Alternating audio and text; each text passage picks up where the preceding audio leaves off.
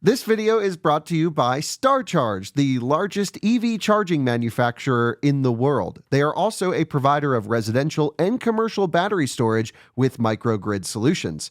Hello and welcome to another Out of Spec Reviews video, and welcome to my first look at the new Tesla Model 3 Performance. Now we're doing this in sort of a non-traditional way where I've come to, where the heck are we, Santa Monica? And Tesla has a showroom and they actually have a new Model 3 Performance that they just pulled into the showroom this morning. It was just announced only a few hours ago, and I'm going to take you on a full software deep dive. We're going to take a look at all the differences we can tell from the exterior and of course interior. And then you'll join me for all, I don't know, my final thoughts at the end of this. I'm not technically supposed to be filming in there, which is why we're filming out here. I have some photos and some small video clips that I shot with the car inside. So it's gonna be a hodgepodge of a video, not how I typically like to do things. Tesla, send us a new Model 3 Performance. I would love to test one of those in Colorado, on track, on the road, all the stuff. But for now, let's take a look at all of the upgrades for the new Model 3 Performance.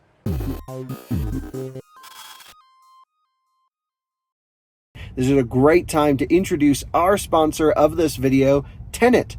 Tenet is the best option in fast and affordable EV financing, and they can finance any EV of any make or model with their really unique programs. I'll tell you about the programs in a moment, but also if you have any questions throughout the financing process, they have a team of experts based in the US who love to nerd out about EVs and financing using their services.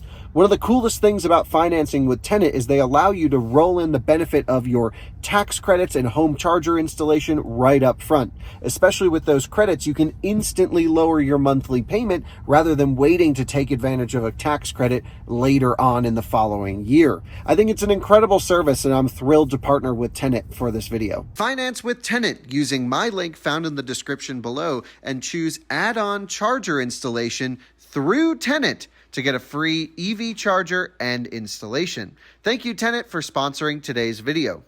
It was just a few months ago that we were in the Netherlands and Germany doing Nürburgring laps and driving around the new Model 3, the re-engineered Model 3, the upgraded Model 3, the Highland Model 3. What's it supposed to be called? I'm not sure. I don't think anyone knows. I don't even think Tesla knows what it's supposed to be called. But I thought that car was amazing, and I actually called it the best car in the world when you factor in value and price and actually build quality and materials. I was so blown away. But the car that I tested was only the rear-wheel drive Model 3. It was the LFP battery pack, which honestly, I still think that's kind of the move. You can full charge that thing, beat the crap out of it, and it just doesn't care. Those things are so reliable. But since then, of course, that car launched with the dual motor all-wheel drive. The highly anticipated performance model hadn't launched at the time yet. And actually, in fact, Tesla was selling the old body style Model 3 Performance up until today. And the old body style Model 3 Performance is a great car. I own one. My friends own them.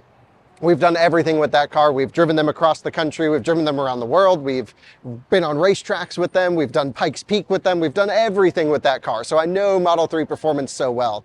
And I was dreaming of a hardcore, serious performance upgrade because Model 3 chassis is pretty amazing. The whole car is just a really nicely sorted package, especially with aftermarket upgrades. You guys know I went full Mountain Pass performance on my Model 3 and did their coilover suspension, and I really have that car dialed in, and it's amazing how much aftermarket support can improve the ownership experience of a car.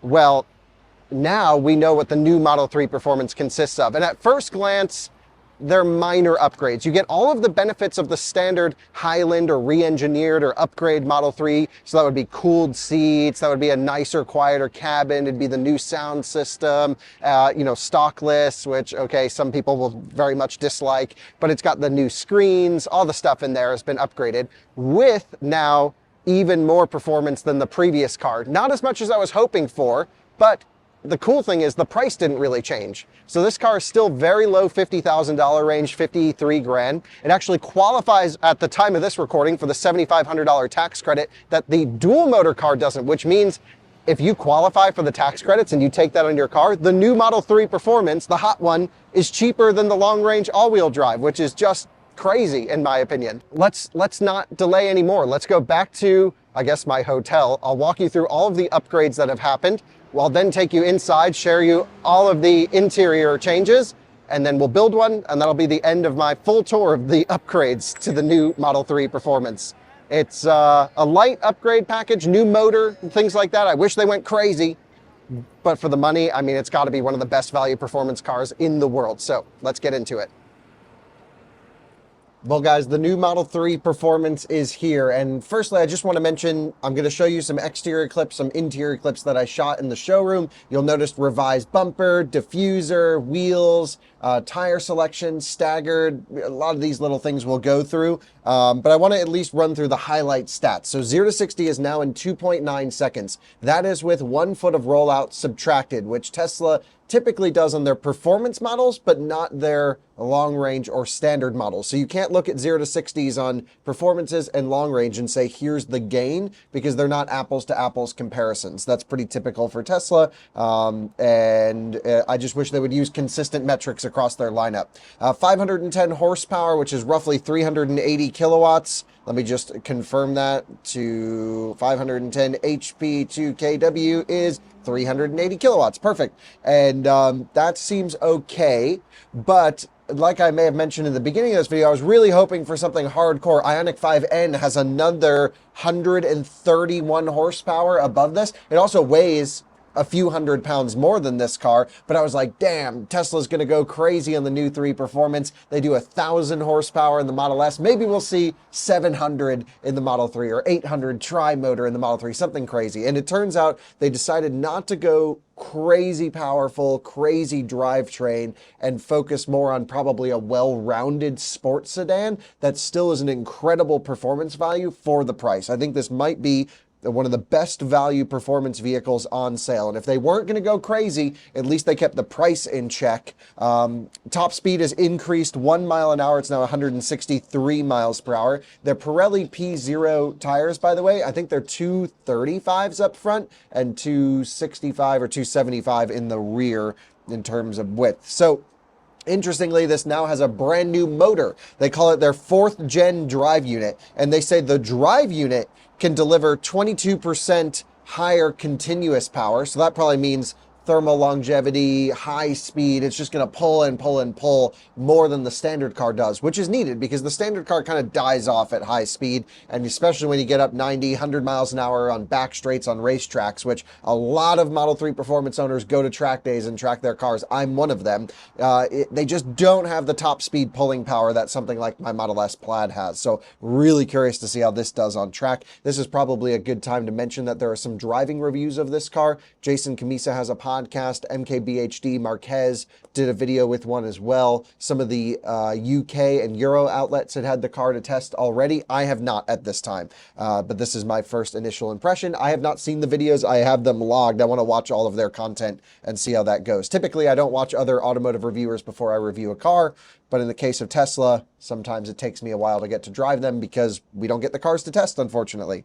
So it's got more continuous power. It's got 32% higher peak power, the new rear drive unit. However, the car does not have 32% higher power over the previous generation, so which leads me to believe it might be battery limited. We'll get to the battery in a moment because the specs are different for this car in different markets. And it also has 16% higher peak torque. So that's what the motor's capable of, not necessarily the car. And I hope that we'll see an even spicier version of the Model 3, maybe a ludicrous, maybe something crazy with a limited slip diff and, maybe a much wider tire, something that's almost no compromise performance. Think of BMW M3 Competition or something that just dials it up even a bit more. Maybe we'll see that. I don't know.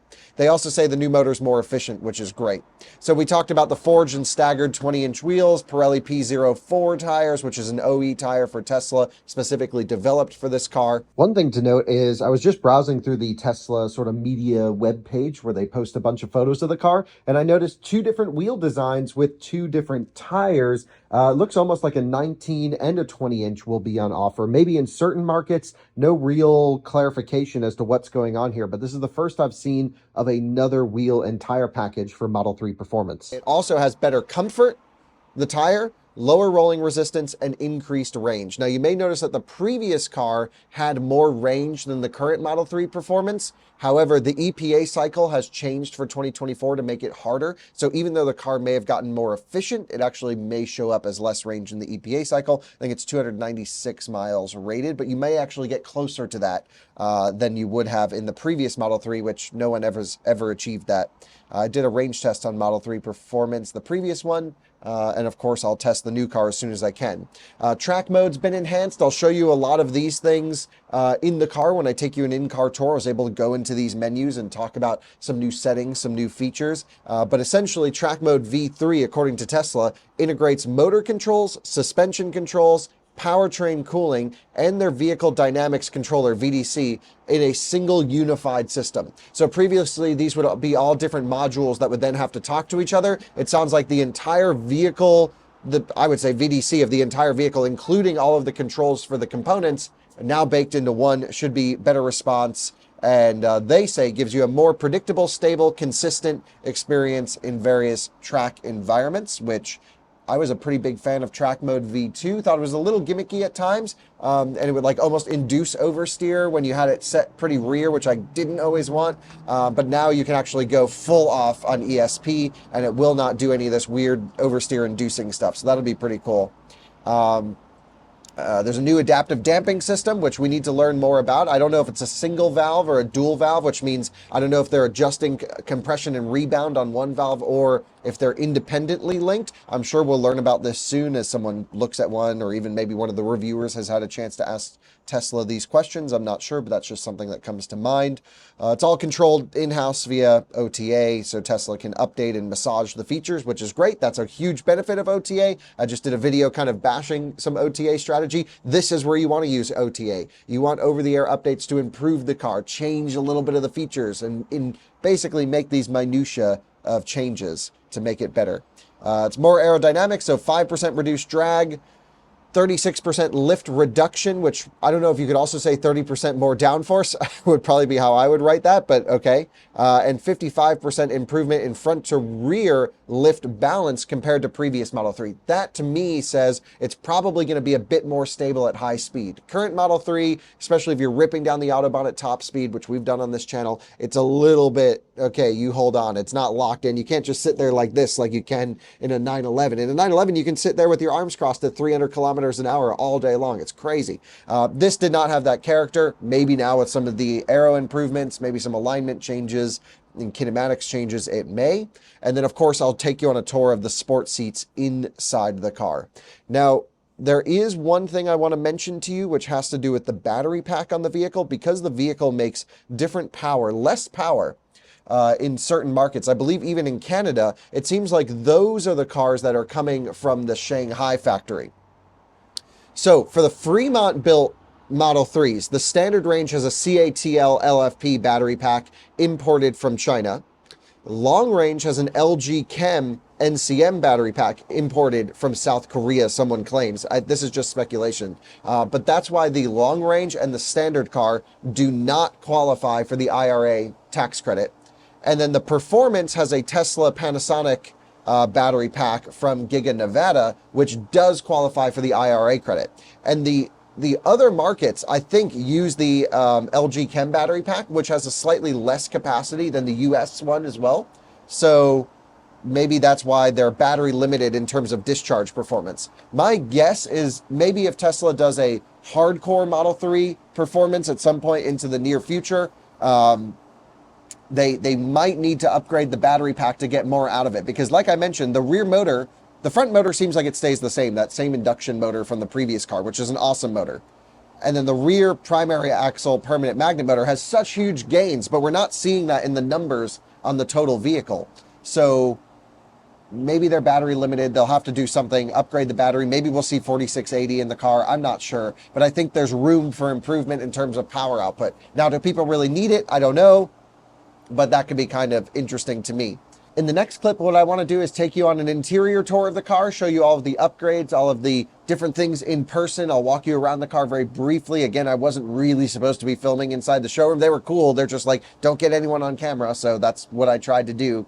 And then, of course, we'll finish up with my final thoughts. Guys, just want to take a look inside. You can see here, metal pedals looking cool. A very aggressive bolster on the seat. You can see, of course, you have still up and down and in and out. So four-way adjustable lumbar, I believe only on the driver, still perforated material, but a pretty soft lumbar. I think that this might actually start to show some wear over time. So you got to be really careful to get your butt up and over this pretty aggressive bolstering here for your thigh. Backrest is wide enough, I think, if you're pretty tall as well. Loving this detail in here. This is just, even actually has some texture to it in certain areas, which is pretty cool. Really nice looking seat. Headrest feels fixed, like it's immovable. Steering wheel seems to be maybe the same as the standard car. Stitching on the back side. Just to show you some of the software inside. If I hop in here, you can see the base screen is the same as the normal car. However, if I come here to controls, let's brighten this up just a little bit. All of this looks pretty much the same. There's insane mode now, ride and handling, which should adjust some of the damper. So it can adjust how the ride feels and a few different things like this. Standard and sport, very cool. And then in track mode, just like Model S, it goes into its base track mode setting. Steering weight, 3 options here. And in this one, you can see here there's a drift and race preset. Here in sport demo, you can rename it whatever you want. Gone is the, I guess, handling balance of plus 10 and minus 10 in terms of a rear balanced car, an oversteering car, inducing some drift and skids to, I'm not sure why you would want to make it understeer, but you can right here, of course, which is kind of cool. And then the cool thing is you can go stability assist. It used to be plus 10, minus 10.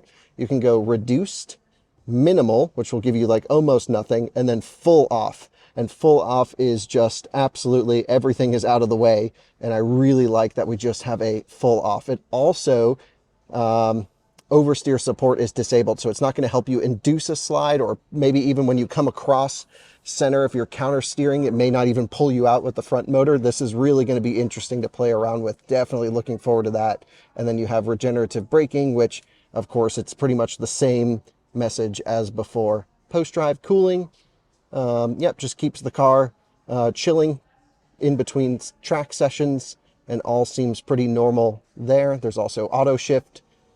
All of these settings are pretty much the same. It recommends an 80% daily charging limit, so it is NMC chemistry in this case. You can see this one's been charged in Dublin, California before. Autopilot stuff, all looking the same and normal. Locks, have a couple people's iPhone 13 Pro Max old school still in here. Yeah, just seeing if there's any differences between the standard car and this. I'm not expecting really anything major.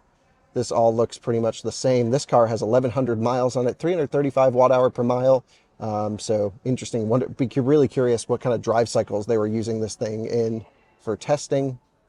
Recommended 42 PSI, which is a pretty high one. Allow remote debugging, maybe because this is a company car. Tesla-owned vehicle, it allows for that. Haven't seen that before. Here's the badge. Model 3 sort of ludicrous here. Update preferences, course advanced we want, Wi-Fi, Bluetooth, and upgrades. If I come here and click on the badge, we should be able to check out service mode. Oh, must be out of showroom mode. Interesting. So it won't let me get into service mode, but we'll definitely have to check out service mode, of course, so we can look at all the details. But it seems like Tesla kind of has that locked down at the moment. All the climate controls appear to be the same. And really in here, it's all the same as the standard car, just with really, really nice seats. Very comfortable seats. I'm liking this sort of trim here. Let me see if I can zoom in on it so you can see it's this texturized material.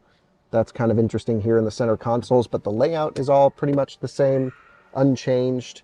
Again, I do feel like I can sit pretty low in this car. Maybe not as low as I would like. That's the case for all of the cars, but the backrest is plenty wide. But I do feel my legs, I'm also a little bit bigger, but I do feel my legs getting here in this. But the nice thing is there's a lot of compliance in these side bolsters. It's not like a Porsche bucket seat, so I can actually fit pretty comfortably, even though you can see I am naturally sitting wider than the seat allows. So sorry for the camera angle, but that's how it is. A quick view into the back seat indicates no rear seat back pockets in there, but the back seat itself looks largely standard and common with the standard car. Nothing really to write home about back here. The screen's the same, the quality feels the same, no change.